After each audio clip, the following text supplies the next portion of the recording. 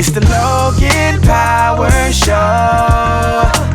Inspirational and motivational.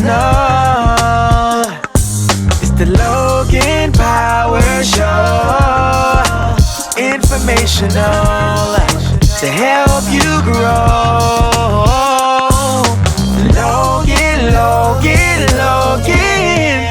Logan Power Show. And now the host, Calvin Logan. Hey everybody, welcome to the Logan Power Show. It's me, your host, Calvin Logan, and I thank y'all watching for another special episode here, the Logan Power Show. Well, you know me, I'm always excited meeting new people, walks of life. Well, I got with me a woman who has so much faith. Man, she ain't let nobody stop her. She has a strong testimony of where she started in the low country, took herself all the way to Texas, and then seen the globe and still has much more in store. Let's give it up for international basketball star, Miss Dekeiya Cohen. What's going on, lady? Thank you. Nothing much. Nothing much. How are you I'm doing? doing good. How about you? Pretty good. I can't complain too much. Absolutely. When you think about yourself, starting at West Ashley High School, going back 2010 and doing that for 4 years, and also how your game has evolved. When you look at high school sports now and how it's going, for you, what made you the woman who you are when you first stepped onto West Ashley and played West Ashley basketball? Because you know that the time when you came in, the Wildcats, weren't always the top of the pinnacle, but you made a difference. So what was your turning point for you saying like, hey, when I get on this team, I'm gonna make a difference? Well, I started playing varsity in eighth grade. So in seventh grade, I already was, thinking about going to JV.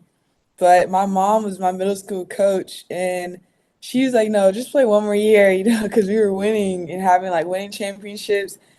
So, I played with some of the girls that was on the high school team back when they were in middle school. So I just always would measure myself up against them. Like when I went to the games at the high school, um, I would just be like, I know I can play out there, even though I was younger. It's like I know I can. I know I can come and make an impact because this person's making an impact, that person's making an impact, and I know like with my skill set, like I can do something. So I just always kept that in mind. So when I got on the team, the coaches, they just let me be myself. They let me play. I was embraced by the upperclassmen and everything. So, I just took everything that I learned from middle school, from my mom, from my dad. I have two older brothers that would always push me. So when I went out there, I was like, I mean, there's nothing else to it other than just, play your game. And luckily that was good enough. That was good enough to make an impact. And then we ended up, I think, getting like code like I think we shared the region championship with Colton County like my eighth grade year, and it's been a while since that happened. So when I got a taste of that, I was like, okay, I know that we're going in the right direction. So yeah. Okay. Now, where did the growth spurt come from? Because when you came in eighth grade to who the woman you are now, it's like night and day. Sometimes coaches always overlook people when they think, well, based off of when I see a person at this pinnacle of their life, I don't think they're going to sort of transition and evolve into the woman you are. But looking at your career, like hindsight 2020, if people were really thinking that about the woman you've become on the court, every school across the low country would have been snagged you and say, hey, I need this girl on my team ASAP. So when did the growth spurt happen for you? Well, honestly, I was just kind of on a smooth trajectory, honestly. So I guess like in eighth grade when I decided to go to West Ashley, I actually did have some other schools that were trying to get me, mostly private schools because you can do that no matter where you live. You can go to whatever private school you want to go to. So like Pinewood or like Portugal, like they were kind of but I'm a public school kid. I went to public school all my life. The public school's right down the street from me. So I just was like, I'm just gonna go where my brothers went and make the most of it. So, like I said, I kind of was like already tall, already, skilled for my age, and I just never stopped working. So it kind of just was like a smooth ride. But I'll say the biggest jump came for me when I went to Georgia to play AAU for the Georgia Metros. And it's like a Nike basketball team, Nike organization. And just playing there, I played with some really good talent. I played with girls that went to Georgia, Northwestern, um, Auburn, Vanderbilt, North Carolina, Villanova, and we're all like on one team. So it just really pushed me to be a better player. I saw how they work, their work ethic. I saw their basketball IQ. It just helped me see the game differently. So when I went there, I think I was in about ninth grade, and that's just changed. That just took my game to the next level. So I already was, a good player, but just going like iron sharpens iron. So just going against those girls, and I had Gerald Wilkins as a coach, Dominique Wilkins' brother. So just even like being around him, seeing how intense he was, how serious he took the game, um, I just brought that energy back to West Ashley, and I think it helped me become a better captain, a better leader, because that's something that they push in that organization. And I just brought that back and pushed my teammates, pushed myself, like boosted up the standards that we had there, and just never stopped. So. That's definitely commendable. You see, like the work ethic did pay off. Now, we think about your transition, 2014 senior year. Then I'm transitioning to the collegiate level. Uh, Big question for yourself: why Baylor University? Because you think about 2014, you think about schools that are definitely around, and with your skill set, your ability, what was so attractive? Why was the Baylor the yes for you, the yes moment? That's a really good question, actually. I took 5 visits. I was advised to take all 5 of my official visits, so I did that. I went to South Carolina, Louisville, Miami, Georgia Tech, and Baylor. And Baylor was my last visit, so I really didn't think I was gonna go there. Not because it was my last, but because it was the furthest. And my mom would always be like, "Let's try to stay within 10 hours, 10-hour drive." But when I went there, the turning point for me was just the team atmosphere. They all like welcomed me with open arms, like made me feel comfortable. They they told me about how the Baylor fan base just like loves women's basketball. Like so, women's basketball school. Like at that point, like yeah, football too with RG3, but all the championships the girls won at that point. It just made it, we got a lot of respect around the campus. And I just really wanted to go somewhere with that type of energy. Like, okay, we're not second to anybody at that school and when it comes to sports. And, they're a Nike team. I always like Nike. I got my favorite number 1, Coach Mulkey. She's a Hall of Fame coach. So I just wanted to be coached by like a Hall of Fame coach, and they were already established. Whereas in other teams like South Carolina, they're great now, like they're great. But at that time, they still were in a building period. Like Dawn Staley had just got there, not just got there, but a few years prior, so she still was like building that team up. So it's like go somewhere that's established, or and try to go win a national championship, or just test my luck with the other places. And I just decided to follow that route because probably because I didn't get a chance to finish competing for a state championship in high school because I tore my ACL about 6 or 7 games into the season, and we were picked to win it all. So I think just chasing that championship, desire is what led me to Baylor. Okay. Yeah. Uh, just taking a scale back, when you tore your ACL during the time of your senior season, and 6 games in, and you say to yourself, like, that in most cases, you think about ACL, you think about the Kobe Bryants, took about a year to recover, and in most cases did not become the same. So when you tore your ACL, did you in your mindset say, this may not be my dream, or my dream may be shut down? Or was there some kind of turning point in your head saying, you know what, I'm not going to let this define me and I'm going to overcome it? Oh yeah, so I was already signed to Baylor, luckily, before I tore my ACL. So I wasn't too worried about that. I was just more worried about the recovery, and I knew that was possible. They gave me like positive words and reassured me that gonna be fine because I wouldn't be the first person that happened to, and I'm not gonna be the last. Odyssey Sims, who's like a big time Baylor player, big time WNBA player, they told me that she tore her ACL her senior year, and she went on to have a great career at Baylor. So just hearing that and then hearing their encouragement definitely helped me. Now I always thought about people who have overcame ACL tears, like say for example Adrian Peterson, who he overcame it in like 6 months or something, so or less, something crazy. So just like that, just let me know that it's possible. So I was like, if anybody could do it, it'd be me as well. So I just kept that mindset and just worked on getting stronger, feeling comfortable, cutting and moving again. And once I felt comfortable, I knew like that was it. I'll be fine. Okay. Now, going into your freshman year of college, we know your grades were phenomenal. We know that you did not allow things to sort of hold you back academically. Uh, so give us that freshman year experience, because I know a lot of times when people say, like, I was it in high school, when I get to college, could be top of the mountain. I'm about to go to Baylor. I'm about to get with a Hall of Fame coach. I'm on the floor of television. ESPN is watching us. What was that experience when you first got to college and got to actually experience the practices? And what was your experience your first year, couple years? My experience was definitely a hard one.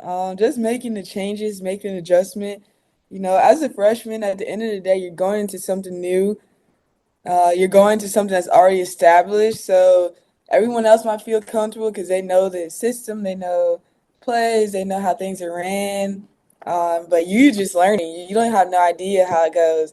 So I definitely had some bumps along the way, like just with time management, just figuring out what time to even arrive at the gym for practice.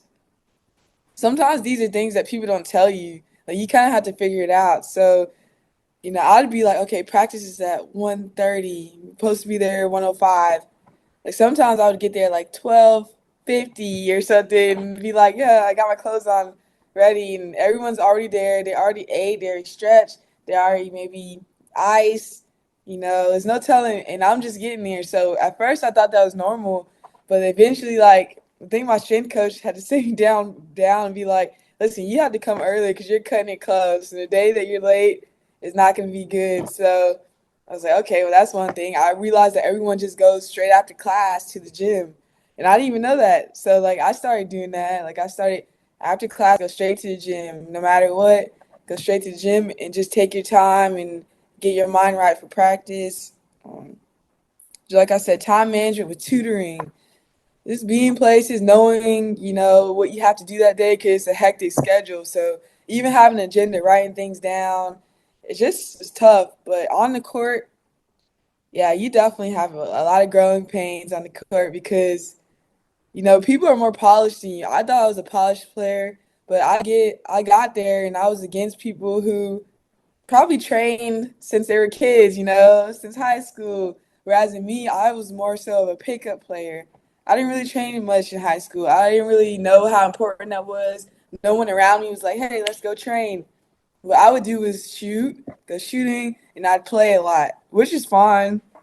It helped me have a lot of instincts for the game and just become a scorer. But, just fine tuning all the small things like reading the pick and roll, when to shoot, when to drive, how to avoid contact, like avoid somebody instead of running through somebody. Like just all the small things those are the things that you have to learn as you go. So as a freshman coming in, you definitely have to keep an open mind and just not get discouraged. Just be a sponge and soak up everything because the faster you soak it up, the better off you'll be. So yeah, Okay. Coach Mulkey was hard. Yeah, she was a tough coach, but that's when you really lean on everyone else as well. Like your teammates gonna help you, the assistant coaches are gonna help you, even if the head coach is just they're focused on business. So a lot of times they don't have that capacity to be worried about everyone else, what they're feeling, outside the court or things like that. So that's when you have to have friends outside of maybe your team, or even you might be friends with some of your teammates, and just lean on those people, your family, and keep you stay strong. So I got it. Now, so the reality transition from high school to college is not always easy. When were you given the opportunity to actually play on the court as a player and got really a lot of runs? I'd say I got a lot of runs. Probably my sophomore year, maybe.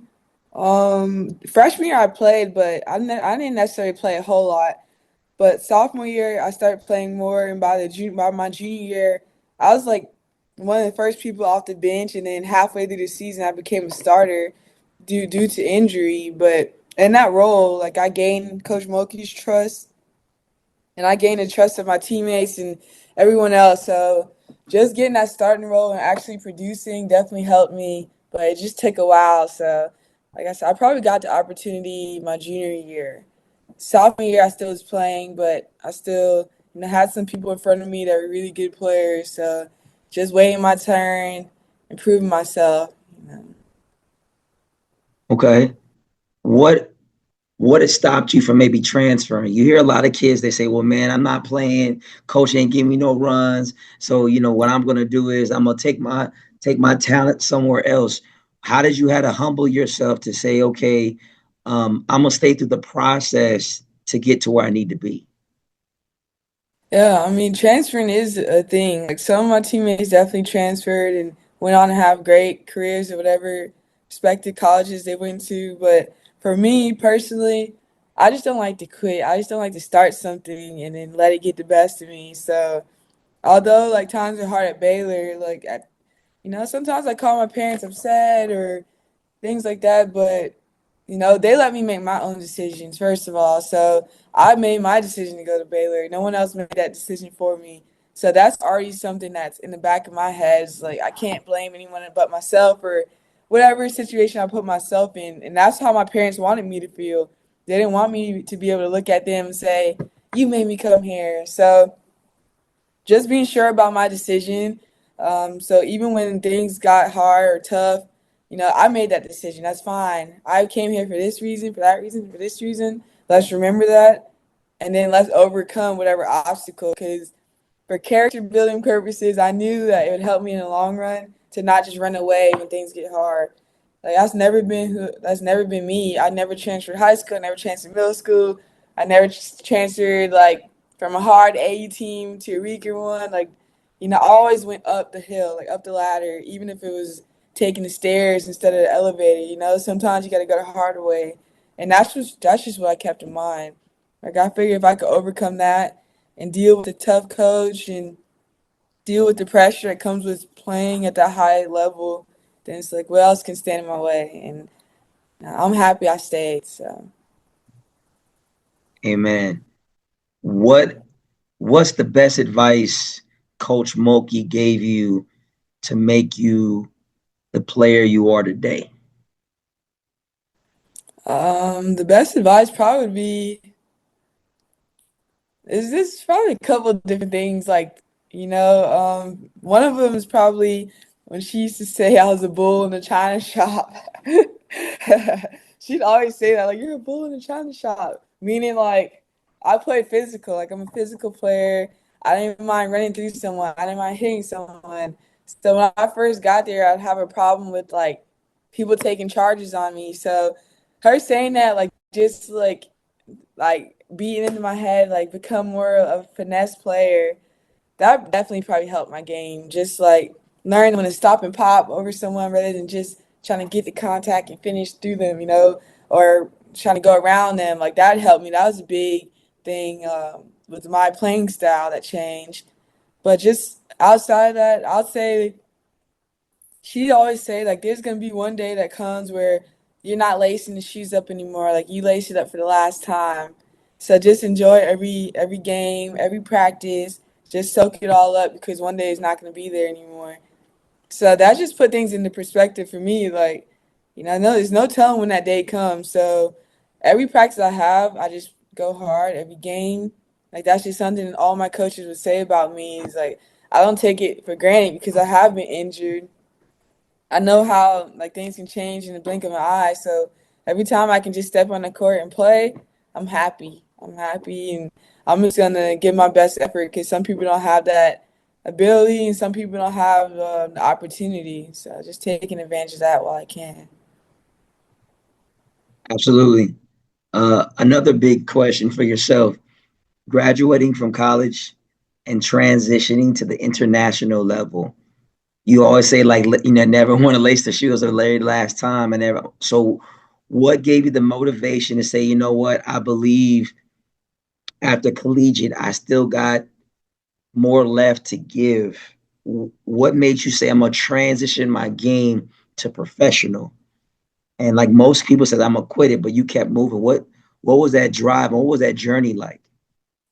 Well, I've always knew I wanted to be a professional basketball player since I was a kid. So people would literally ask me, and I say professional basketball player, professional basketball player. Or a veterinarian that specializes in dogs. So that's just two different things. But yeah, so I just always saw myself on that route of like going to be a professional basketball player. And I knew that getting to the right college would be the biggest step to getting there. So in high school, I would just always keep that in mind. Like, I can't have average stats. I can't be an average player. Like, what does exceptional stats look like? What does an exceptional player look like? And I was just always strive for that. Like, I need to be averaging 20 plus a game, 10 plus rebounds. Like, I need to be an all around player. I need to be vocal. I need to win. So that helped me get to Baylor, which in return, I knew that if I got to Baylor and I actually played, which I eventually was a starter on a team that was like, we were like number one sometimes in the nation. We were picked maybe to win it all that year, my senior year. So it's like I knew that just being in that position would allow me to go play. So yeah, I was definitely blessed that everything went in my favor with that. So despite the injuries and everything, I just kept my eyes on the prize. Like as long as I do what I'm supposed to do at this level, I'll be able to play at the next level. Absolutely, absolutely. And for those that are watching, again, Ms. Cohen is being a blessing to us. I know that for those that don't know, she's been doing this game that you love. We call it basketball for over a decade strong. She has a ton of, uh, as you would say, a ton of talent, a ton of wisdom. So I want you all who are watching her to understand that this young lady, not only is she one of the best that I've seen do it, but she also can do a lot more on and off the court. So, with that being said, for yourself, uh, what are some uh, what are some other things that you would say? Like, tell us the journey internationally. How was that journey? Tell us some teams that you've been to, and how was that experience on the international level? On an international level, it's a lot of fun, honestly. It's a lot of fun, but can also be challenging because you are away from your family and your friends and what you're familiar with. But, I had a lot of fun because every experience is unique. So, especially going from country to country makes it very, very unique, like different languages, different food, different culture. But overall, I'd say that it's always bittersweet by the time I leave because you make new connections, have great experiences, you form relationships with your teammates. And also, if you're winning together, it also makes you closer. So, luckily, most teams I've been on have been teams that, even if they weren't a winning team before I got there, then we start being a respected team. And that always makes it fun for me. And makes it fun for everyone. And I tend to get along with my coaches and my teammates usually like me. So overall, it's usually a great experience. And I like to travel. I like to experience the different places, new things. So, that's just something that no one can ever take away from me. No matter if I stop playing, that's just experiences that I have for a lifetime. Yeah. Absolutely. Final thought. When it's all said and done, when they say you had to put up the shoes and go from player to the coach, because we already talked about it, player to the coach Yeah. or the trainer. What do you want people to remember most about yourself when it's all said and done? When it's all said and done, I feel like just remember that I was a player that just went hard all the time. That's just it. Like, people respected me because I never backed down from a challenge. That's just me as a player.